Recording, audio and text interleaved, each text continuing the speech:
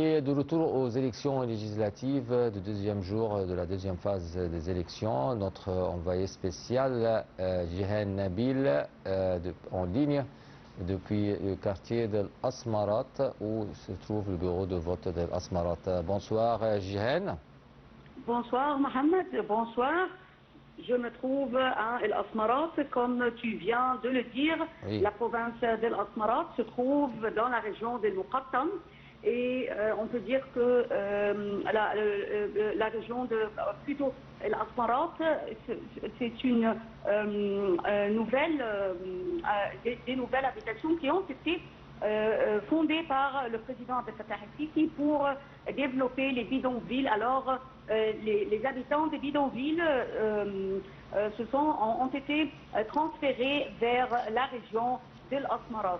Alors on peut dire, Mohamed, que c'est une région populaire. Dès le matin, à 9h locales, les bureaux de vote ont ouvert leurs portes et il y a 20 000 personnes dans la région de l'Asmarat qui ont le droit de voter dans 2 commissions électorales. 2 candidats se disputent un siège à El Asmarat. Et la participation est très forte dès le matin jusque maintenant.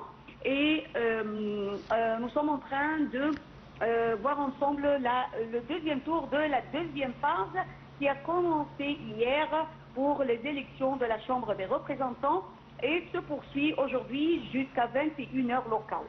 Jihan, tu as trouvé la participation en plus à la part des femmes ou des jeunes, des hommes âgés. Comment tu as remarqué cette... Le matin, oui. Oui, Mohamed. Le matin, c'était la participation était plus fort de la part des femmes. Oui.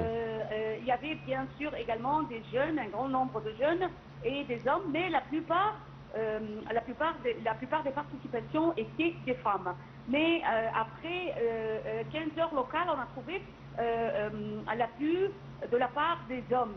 Et même, il y avait un grand nombre de vieillards, des personnes âgées qui sont venues pour mettre leur bulletin de vote dans les élections législatives. Et j'ai vu également qu'il y a les forces de sécurité qui se sont déployées autour de la commission électorale où je me trouve, l'école de la commission électorale de l'école Tahia Mostre 1 et Adadei Abanet pour les filles.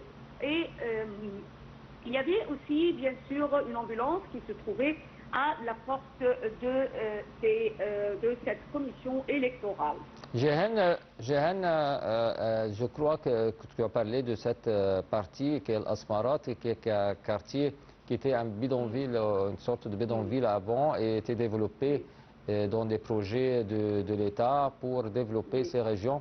Alors que ces gens ont besoin beaucoup de services et ils ont conscience à choisir les candidats qui peuvent les servir. Est-ce que tu as remarqué pendant le vote, le processus de vote, cette remarque? Mohamed, je me suis rendu compte que cette région est très propre. C'est un quartier très, on peut dire, c'est nouveau, c'est tout à fait nouveau, c'est propre. Il y a aussi des piscines, des autres services qui sont fournis pour les résidents de ces quartiers à El Asmarat, bien que, comme tu viens de le dire, Mohamed, alors les habitants de ce quartier sont les habitants des bidonvilles qui vivaient auparavant dans des bidonvilles lointains. Alors, c'est une chose qui m'a beaucoup fait plaisir de voir ce quartier, comment il est très propre et très organisé en même temps. Jihan Nabil, notre envoyé spécial du bureau de vote de l'Asmarat, merci bien pour ton intervention. Et mesdames et messieurs, on continue avec notre journal. Le conflit se poursuit aujourd'hui à la frontière entre la Thaïlande et le Cambodge. La ville de Phoi Phet, l'un des principaux points de